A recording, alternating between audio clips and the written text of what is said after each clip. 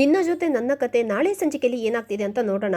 ಸಂಚಿಕೆ ಶುರುವಿನಲ್ಲಿ ಹಾಗೆ ಅಜಿತ್ ಮತ್ತೆ ಭೂಮಿ ಇಬ್ರು ಸ್ಟೇಷನಲ್ಲೇ ಜಗಳ ಆಡ್ತಾ ಇರಬೇಕಾದ್ರೆ ಸತ್ಯಣ್ಣ ಅಲ್ಲೇ ಕೂತ್ಕೊಂಡಿರ್ತಾರೆ. ಆಗ ಏನಮ್ಮ ಭೂಮಿ, ಚಿಕ್ಕದ ವಿಷಯನ ಇಬ್ರು ದೊಡ್ಡದು ಮಾಡ್ತಾ ಇದ್ದೀರಲ್ಲ, ನನ್ಗನ್ಸುತ್ತೆ ಭೂಮಿ ಇದರಲ್ಲಿ ನೀನು ಯಾಕೋ ಜಾಸ್ತಿನೇ ತಲೆಗೆ ಹಚ್ಕೊಂಡಿದ್ಯಾ ಅಂತ ಅನಿಸ್ತಾ ಇದೆ. ಈ ವಿಷಯನ ದೊಡ್ಡದು ಮಾಡ್ದು ಇಲ್ಲಿಗೆ ಬಿಟ್ಬೇಡಮ್ಮ ಅಂತ ಸತ್ಯಣ್ಣ ಹೇಳಿದ ತಕ್ಷಣ, ಸತ್ಯಣ್ಣ ಏನು ಮಾಡ್ತಾ ಇದ್ದೀರಾ ನೀವು, ಸ್ವಲ್ಪ ಸುಮ್ಮನೆ ಇರ್ತೀರಾ, ಈ ವಿಷಯನ ಬಿಟ್ಬಿಡು ಅಂತ ನನಗೆ ಹೇಳೋದಲ್ಲ, ಅದನ್ನು ನಿಮ್ಮ ಫ್ರೆಂಡಿಗೇನೆ ಹೇಳಿ. ಅವಾಗಿಂದ ನಾನು ನೋಡ್ತಾನೆ ಇದ್ದೀನಿ. ಪಾಪ ನೀವು ಅವ್ರ ಮುಂದೆನೇ ಏನೆಲ್ಲ ಮಾತಾಡ್ಬಿಟ್ರೆ ಪಾಪ ಇದರಿಂದ ವಂಶವರು ಎಷ್ಟೆಲ್ಲ ಬೇಜಾರು ಮಾಡ್ಕೊಂಡಿದ್ದೀರಂತ ನೀವೇನಾದ್ರೂ ಯೋಚನೆ ಮಾಡ್ತೀರಾ ಹೇಗೆ ಸಾಹೇಬ್ರೆ? ಅವ್ರು ನನ್ನನ್ನು ಇಷ್ಟಪಟ್ಟು ನಾನೇನೇ ಹೇಳಿರೋದು. ನೀವು ಅವರೇ ಇವರೇ ಹೋಗಿ ಬನ್ನಿ ಅಂತ ಕರಿಬೇಡಿ, ನೀವು ನನ್ನನ್ನು ಭೂಮಿ ಅಂತ ಕರೆದ್ರೆ ನನಗೆ ಇಷ್ಟ ಆಗುತ್ತಂತ ನಾನು ಹೇಳಿದಕ್ಕೇನೆ ಅವ್ರು ನನ್ನನ್ನು ಭೂಮಿ ಅಂತ ಕರೆದಿರೋದು ಸಾಹೇಬ್ರೆ.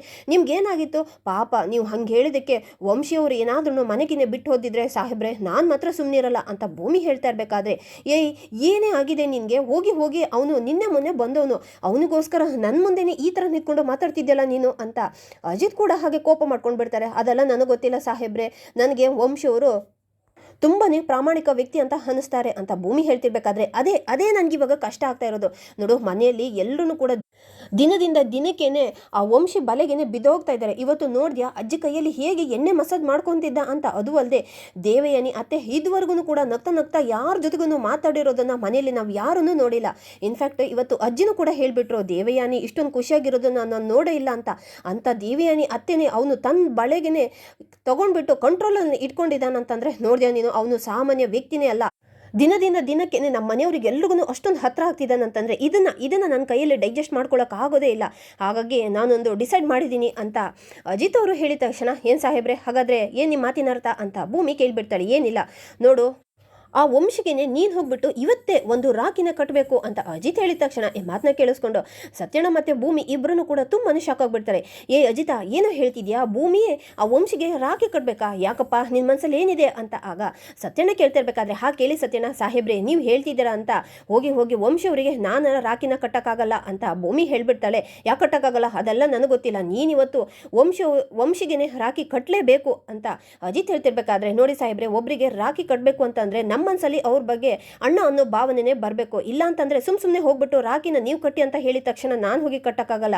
ನನ್ನ ಮನಸ್ಸಲ್ಲಿ ಇದುವರೆಗೂ ಕೂಡ ವಂಶಿ ಅವ್ರ ಬಗ್ಗೆ ಅಣ್ಣ ಅನ್ನೋ ಭಾವನೆ ಬಂದಿಲ್ಲ, ಹಾಗಾಗಿ ನಾನು ಕಟ್ಟಕ್ಕಾಗಲ್ಲ ಅಂತ ಭೂಮಿ ಹೇಳಿದ ತಕ್ಷಣ ಅಜಿತ್ ಮಾತ್ರ ತುಂಬಾನೇ ಶಾಕ್ ಆಗಿಬಿಡ್ತಾರೆ. ಅಂದರೆ ನಿನ್ನ ಮನಸ್ಸಲ್ಲಿ ಇವಾಗ ಅವನ ಬಗ್ಗೆ ಬೇರೆ ಏನೇನಾದ್ರೂ ಒಪಿನಿಯನ್ ಇದೆಯಾ, ಅಣ್ಣ ಅಂತ ಇಷ್ಟು ದಿನ ಅನ್ಕೊಂಡಿಲ್ಲ ಅಂತಿದ್ದಿದ್ರೆ ಇನ್ನು ಮುಂದೆನೇ ಅನ್ಕೋ, ಅವನಿಗೆ ಅಣ್ಣ ಅಂತ ಹೇಳಿಬಿಟ್ಟು ರಾಖಿನ ಕಟ್ಬಿಡು, ಅದರಲ್ಲೇನಿದೆ, ಪ್ರಾಬ್ಲಮ್ ಎಲ್ಲ ಅಲ್ಲಿಗೆ ಸಾಲ್ವ್ ಆಗುತ್ತಲ್ವಾ.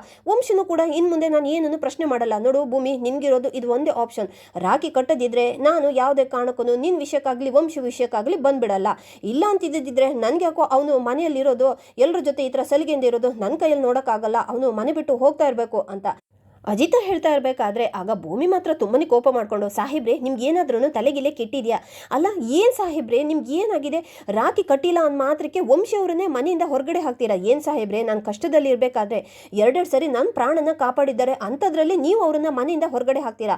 ಇಲ್ಲ ಸಾಹೇಬ್ರೆ ಯಾವುದೇ ಕಾರಣಕ್ಕೂ ವಂಶಿಯವರನ್ನು ನಾನು ಮಾತ್ರ ಯಾವುದೇ ಕಾರಣಕ್ಕೂ ಮನೆಯಿಂದ ಆಚೆಗಡೆ ಹಾಕೋಕ್ಕೆ ನಾನು ಬಿಡಲ್ಲ ಅಂತ ಹೇಳಿಬಿಟ್ಟು ಭೂಮಿ ಅಲ್ಲಿಂದ ಕೋಪ ಮಾಡಿಕೊಂಡು ತನ್ನ ಟೀ ಅಂಗಡಿಗೆ ಹೊರಟೋಗ್ಬಿಡ್ತಾಳೆ. ಈ ಕಡೆ ಅಜಿತ ಮಾತ್ರ ಅಚ್ಚೆ ಅಲ್ಲ ನಿನ್ನೆ ಮೊನ್ನೆ ಬಂದಿರುವ ವಂಶಿ ಇವಳಿಗೆ ಹೆಚ್ಚಾಗ್ಬಿಟ್ಲ, ಹಾಗಾದ್ರೆ ನಾನು ಇವಳಿಗೆ ಏನನು ಅಲ್ವಾ ಅಂತ ಈ ಕಡೆ ಅಜಿತ್ ಮಾತ್ರ ತುಂಬಾನೇ ಕೋಪ ಮಾಡ್ಕೊಂಡಿರ್ಬೇಕಾದ್ರೆ, ನಾನು ಏನು ಅನ್ಕೊಂಡಿದ್ದೇನೋ ಕೊನೆಗೂ ಅದೇ ಆಗ್ತಿದೆ. ಇಲ್ಲಿ ಇವಾಗ ವಂಶನೂ ಕೂಡ ಮನೆ ಬಿಟ್ಟು ಕಳಿಸ್ಬಾರ್ದು ಅಂತ ನನ್ನ ತಂಗಿ ಹೇಳ್ಬಿಟ್ಟಿದ್ದಾಳೆ. ಈ ಕಡೆ ಅಜಿತನಿಗೆ ಅವನನ್ನ ಮನೇಲಿ ಇರಿಸ್ಕೊಳ್ಳೋಕ್ಕೂ ಕೂಡ ಆಗ್ತಾ ಇಲ್ಲ, ಅಂದಾಗೆ ನನ್ನ ಪ್ಲಾನು ಚೆನ್ನಾಗೇ ವರ್ಕೌಟ್ ಆಗ್ತಾ ಇದೆ ಅಂತ ಆಯಿತು. ಇವನಿಗಿವಾಗ ಹಾಗೆ ವಂಶಿ ಮೇಲೇನೆ ಕೋಪ ಹೆಚ್ಚಾದಂಗೂ ಕೂಡ ಮನಸ್ಸಲ್ಲಿರುವ ಪ್ರೀತಿ ಆಚೆ ಬಂದೇ ಬರುತ್ತೆ.